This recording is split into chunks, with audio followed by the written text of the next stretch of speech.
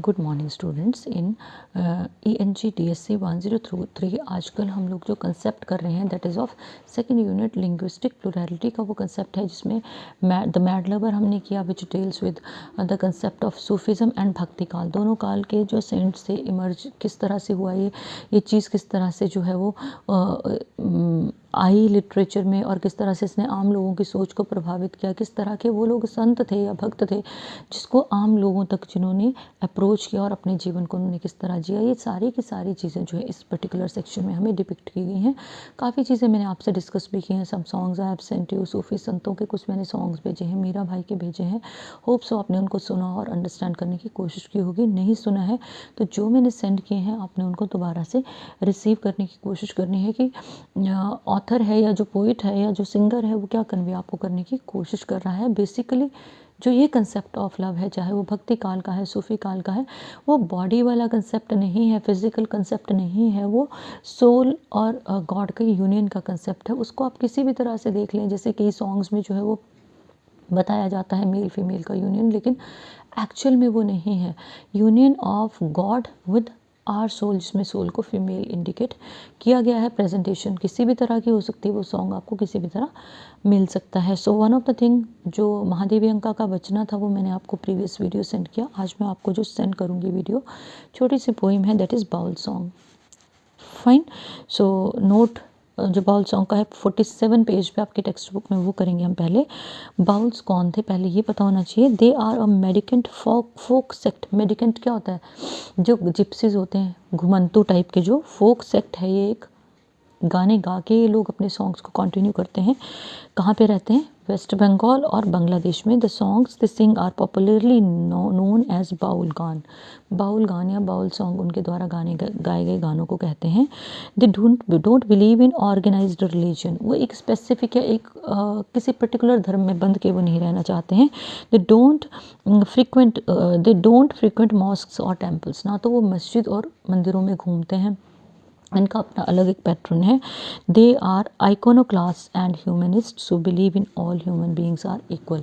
वो ऐसे लोग हैं जो मानवतावादी हैं, उनके लिए सारे के सारे लोग जो हैं वो बराबर हैं, इररिस्पेक्टिव ऑफ कास्ट और क्रीड, चाहे वो किसी जाति के हों, धर्म के हों।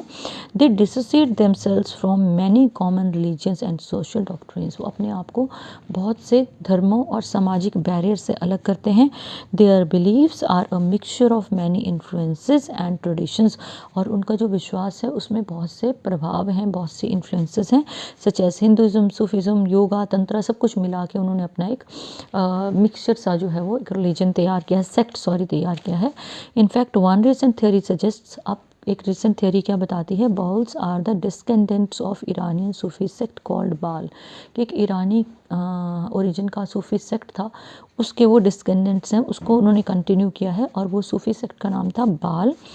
It has also been suggested that the term Baul is derived from Sanskrit word बातुई। और ये भी माना जाता है कि एक संस्कृत वर्ड बातुई से निकला है विच इज़ मैड और व्याकुल। व्याकुल रेस्टलेस और impatient है। Bauls are different in the sense that one is not born. Bauls एक तरह से अलग हैं कि one is not born a Baul, कि कोई बाउल सेक्ट में पैदा नहीं होता है, बट बिकम्स वन। लेकिन एक इंसान जो चाहे उस सेक्ट को ऑप्ट कर सकता है आफ्टर इनिशिएशन बाय अ गुरु। तो एक गुरु जो है उसको इनिशिएट करता है या कुछ सिखाता है, या गुरु जो है उसको व्हाट वी कॉल दीक्षा देता है। इट इज़ अ सेक्ट, ये एक ऐसा सेक्ट है that is almost exclusively confined to the lower rungs of society. जो लोअर कम्युनिटीज़ ऑफ सोसाइटी है उनसे ये एसोसिएटेड है। Bauls live outside social recognition, वो सामाजिक रिकॉग्निशन से दूर रहते हैं। They have no space for worldly distinctions in their religion. और उनके धर्म में कोई स्पेस नहीं है दुनियादारी के डिस्टिंक्शंस या डिविजन्स के लिए। They see life as a search for eternal light of love. वो प्यार की अनंत रोशनी की तलाश में जीते हैं। Which they believe the human soul yearns for, जिसको वो मानते हैं कि मानव की जो आत्मा है उसके लिए वो तड़पती है। This love is personified as Maner Manush और मैन ऑफ माई हार्ट। और ये लव जो है कैसे पर्सोनिफाई होता है? मैन ऑफ माई हार्ट, मेरे दिल वाला जो मैन है, who takes the form of a lover god, guru वो कोई भी हो सकता है, lover, god, guru, and all embracing spirit. Life is an eternal longing of the human being to merge with his Maner Manush. जीवन क्या है? एक एवर लास्टिंग डिज़ायर है जहाँ पे हमारी आत्मा जो है वो परमात्मा से मिलना चाहती है। It is this desire that finds expression in their music. और ये वो इच्छा है जो उनके म्यूज़िक में भी हमें दिखती है। They believe that God is hidden in the heart of human being. वो ये मानते हैं कि भगवान हमारे दिल में छुपा होता है। And every individual must search him personally. और हर इंडिविजुअल को भगवान को अपने अंदर ढूंढना चाहिए। It was Rabindranath Tagore first brought the Bauls into the ambit of literary attention. उस एरिया में लाए जहाँ लिटरेरी अटेंशन उनको मिली, साहित्यकारों की अटेंशन मिली। कौन? Rabindranath Tagore. By writing about them, उन्होंने बाउल्स के बारे में लिखा। पब्लिशिंग देयर सॉन्ग्स, उनके सॉन्ग पब्लिश किए। And translating some of these into English, और कुछ को इंग्लिश में ट्रांसलेट किया। In his youth Tagore said to have known the famous mystic singer Lalon Fakir. कि जब वो यंग थे टैगोर तो एक मिस्टिक सिंगर, रहस्यवादी सिंगर थे एक, लालून फ़कीर, उनको वो जानते थे। The appreciation of Lalon Fakir's music and philosophy attracted Tagore to the Bauls. और उस फ़कीर की फ़िलासफ़ी, उसकी सोच ने टैगोर को बाउल्स की तरफ अट्रैक्ट किया। Contemporary time seems to have rediscovered Baul music.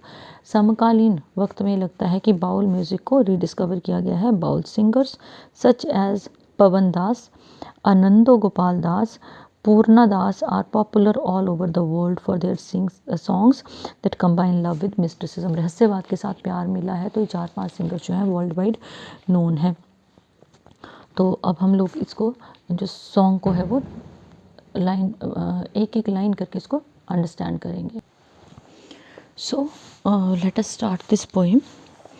Page number 47, Baul song. I am the boat, you are the sea and also the boatman.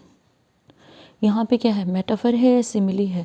ये मेटाफर है, क्योंकि लाइक का यूज़ नहीं ना हुआ, एज भी नहीं हुआ, तो ये आपका मेटाफर है जो एक कंपैरिजन है, तुलना है। I am the boat, the poet is saying. Anonymous, anonymous is one जिसका नाम हमें पता नहीं होता ना, उसको एनोनिमस बोलते हैं। किसी पोइट ने लिखी है, ये बाउल सॉन्ग है, लेकिन हमें इस ऑथर का नाम पता नहीं है। I am the boat, you are the sea. God is referred to as sea, ठीक है। He is saying that God is the sea and the poet himself और herself is the boat and God is also referred to as the boatman. कि सागर भी तुम हो और जो बोटमैन हो, जो नाविक हो, वो भी तुम हो। And I am the boat means you will take me where so ever you want to take me. आप मुझे ले जाने के लिए फ्री हो। Though you never make the shore, though you let me sink, why should I be foolish and afraid?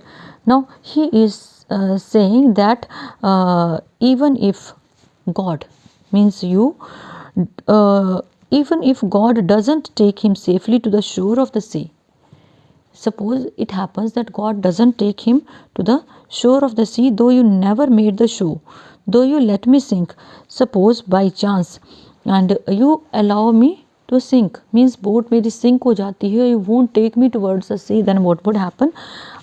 The poet is saying that he won't be afraid. Poet क्या कहता है कि I am the boat, कि मैं boat हूँ, you are the sea, God is the sea as well as the boatman। अब boatman या नाविक की रिस्पॉन्सिबिलिटी है बोट को किनारे तक पहुँचाना। तो वो कह रहा है कि बाई चांस अगर ये बोट बीच में डूब जाती है, या मेरी बोट मीन्स मैं भवसागर में डूब जाता हूँ, ठीक है, या फिर मेरी जो है वो किनारे पे नहीं पहुंच पाता हूँ, then I won't complain at all. तो मैं कोई शिकायत जो है वो नहीं करूँगा। I won't be afraid. Why should I be foolish and afraid when God is there. जब मेरा नाविक गॉड है, सागर गॉड है, why should I feel scared of the things. जब इस भवसागर से पार उतारने वाला मेरे पास है। The poet is saying that he doesn't need to feel scared of the things. Is the reaching the shore a greater prize than losing myself with you. Then he is saying that is reaching the shore is more important. इस भवसागर को cross करना is more important. Is it a greater prize than losing myself with you. I want to lose myself in you. I want to be a part of yours.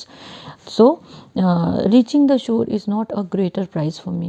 कि किनारे पे भवसागर के किनारे पे पहुंचना is not a prize for me, I want to lose myself in you, कि सागर में डूब जाऊंगा ना तो क्या होगा, मैं परमात्मा के साथ एक हो जाऊंगा. If you are only the haven as the sea, when then what is the sea? Now he is saying that if you are the heaven, means he is saying that if you are the place where I can take rest, fine, then the sea cannot harm me. कि अगर तुम मेरे साथ हो ना, sea cannot harm me. They say then what is the sea? If you are the only heaven, they say that you are the only place where I can take rest, कि आप वो जगह हो जहाँ मैं रेस्ट कर सकता हूँ. then what is the sea? then how can sea just take my life?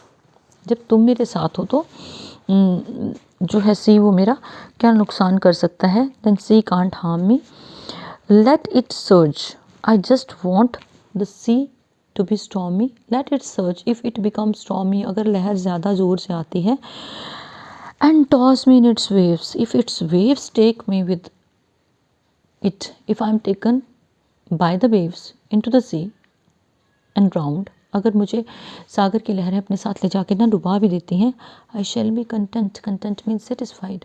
the poet is of the opinion that he will be very much satisfied, क्योंकि वो भगवान के साथ एक हो गया, भगवान साथ थे. I live in you, I am a part of yours. जितना मैंने इंट्रोडक्टरी करवाया उसमें इतना तो क्लियर ही हो गया है ना. whatever and however you appear means the way you want to appear, the way you seem, जैसा आप मुझे दिखते हो, ठीक है ना. तो it depends on you whether you want to kill me or you want to leave me alive. so he doesn't mind whether the God saves him or kills him, because it is in the hands of God. जो नाविक है और सागर है उसके हाथ में है ना, बोट के हाथ में तो कुछ भी नहीं है, ठीक है. So live in you whatever and however you appear, save me और kill me as your wish. It is your wish whether you want to save me, you want to kill me, it is up to you. only never leave me in the others hands, but I request you don't leave me with others. like दूसरों के हाथ में मुझे कभी मत छोड़ना, अपने साथ ही रखना, चाहे सी में मुझे डुबो देना, चाहे मुझे मार देना. It is up to you. So this was the wish of an anonymous author. Baul song में ये विश एक्सप्रेस जो है वो की गई है. इसमें भी आप क्या करोगे, आप रीडिंग कॉम्प्रिहेंशन तो नहीं आते हैं आपको, जो है रेफरेंस टू द कंटेक्स्ट आएंगे, और इसका जो है एक मेन आइडिया का क्वेश्चन है, have to prepare that is very very important. So हम लोगों का जो एक पर्टिकुलर सेक्शन है पेज नंबर 47 पे वो ख़त्म हो जाता है, और आप लोगों को इसको अकॉर्डिंगली प्रिपेयर करना है. Now we'll start the next section in the next lecture. So good day.